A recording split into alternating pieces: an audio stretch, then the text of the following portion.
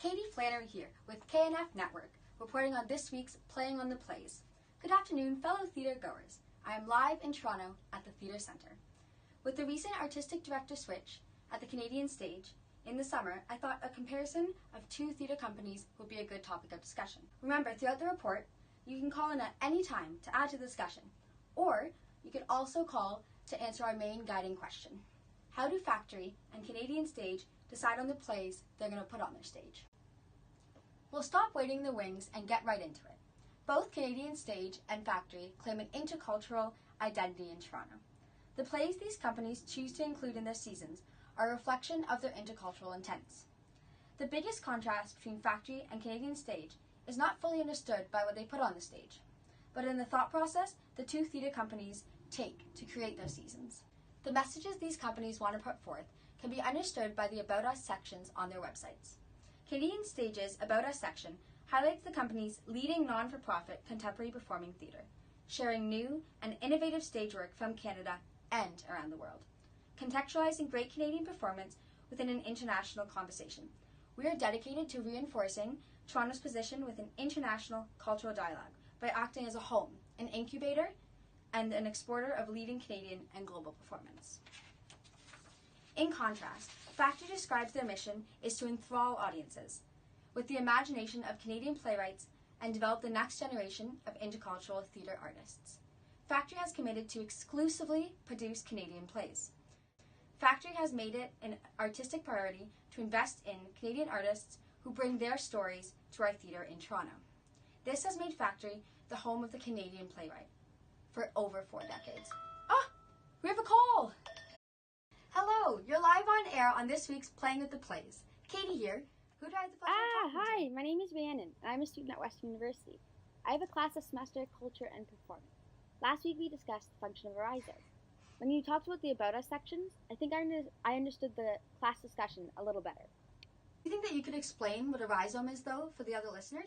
I guess I could try. So I think a rhizome structure is a structure without a specific origin or end. The important part is the middle and all the interconnections. I think Factory represents interculturalism rhizomatically, meaning they do not favor a certain origin. The stories they put on the stage are all made by Canadian playwrights. But this is not where the storylines begin. Their identity, their Canadian identity, is just a middle part of their stories. Thanks so much for your call, Rihanna. Today, the expert chosen to support our discussion actually discusses the rhizome as well. Rick Knowles is a professor at the University of Guelph. In his article, he discusses the official multicultural policy, which functions hierarchically to dictate Canada's multicultural script. This script is indicated to function in a way that many traditional understandings of scripts would suggest, as a template and container for performances that understood to realize it. But the actual intercultural performance practices taking place within the ecology, he suggests, functions more rhizomatically. Knowles also asks the question, how does this processional performative reconstructions of subjectives relate to the ethnic communities of the official multiculturalism? I've just received breaking news that Factory has called its new season Beyond the Great White North. Okay, so I am joking. This isn't current breaking news, but in 2016-2017, this was a groundbreaking season name. Nina Lee Aquino, the Factory Theatre Artistic Director, was not attempting to be groundbreaking.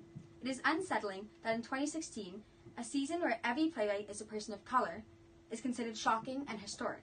This should already be well established and a norm. Even though Nina Lee Aquino denies that the season title was in response to Canadian Stage, it is interesting that other people made this connection themselves.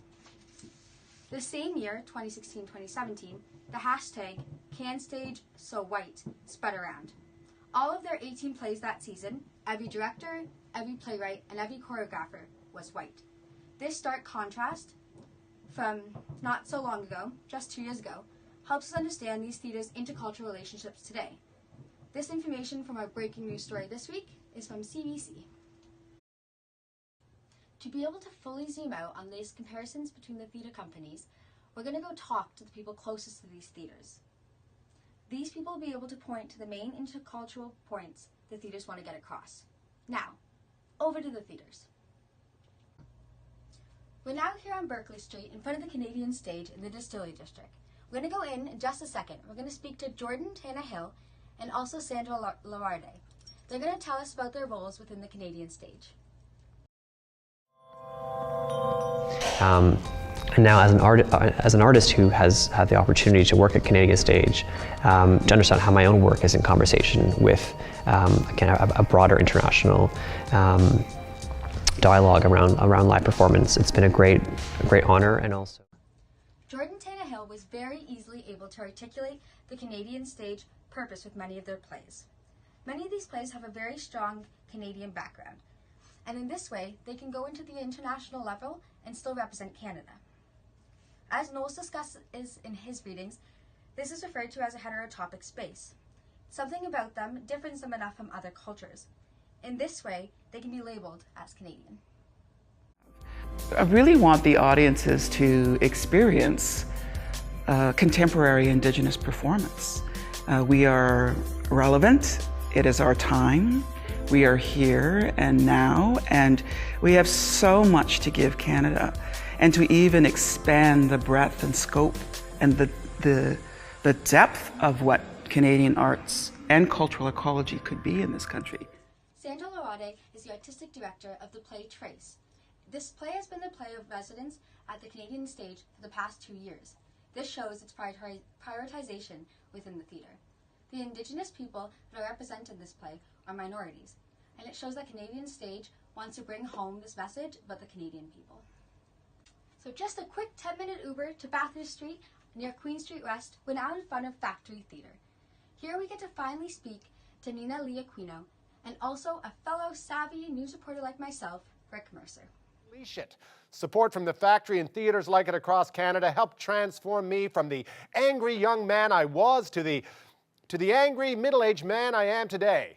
I am honored and humbled to be included on the list of alumni. So many other brilliant performers and playwrights. The Alumni Green Room campaign is a tremendous way to support young Canadian talent and the development of new plays. Rick Mercer discusses his time at the Factory Theatre when he was a new Canadian playwright.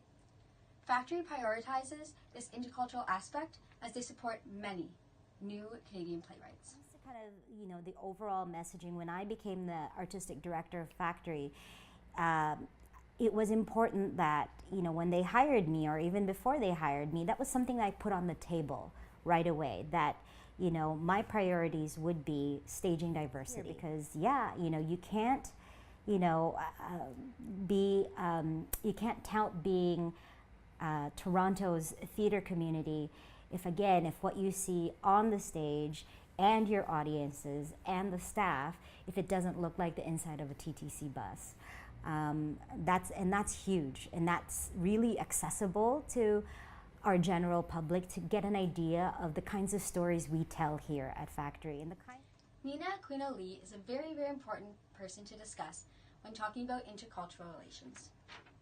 She points out in the beginning of this video that she is still one of the only female directors and one of the only Asian directors. Here she gives a very good analogy explaining how to design your plays. She talks about how your play on stage should be represented by a TTC in Toronto. This desire to parallel the real Toronto is also shown in Knowles' discussion of transnationalization. Transnationalization has to do with the maintaining and connecting cultures to the homelands. Factory is dedicated to plays from other homelands. Factory shows this reconstructing of borders. Okay, and welcome back to the Theatre Centre. So, the Canadian Stage presents a prioritization of the Canadian identity. This strong Canadian identity allows them to add to the intercultural conversation. They are distinct and present distinct heterotopias that have the strength to represent Canada. Factory, on the other hand, asserts interculturalism as they are the only theatre in Canada producing solely Canadian playwrights. They are interested in the unity between the person, but they let their stories vary vastly. They choose to put on plays rhizomatically, indicating an equal representation, no hierarchy, between different cultural groups. Okay guys, so to tie everything together, the Canadian Stage and Factory start on equal ground. The plays produced by each theatre have the same opportunity and strength to resonate their own intercultural messages.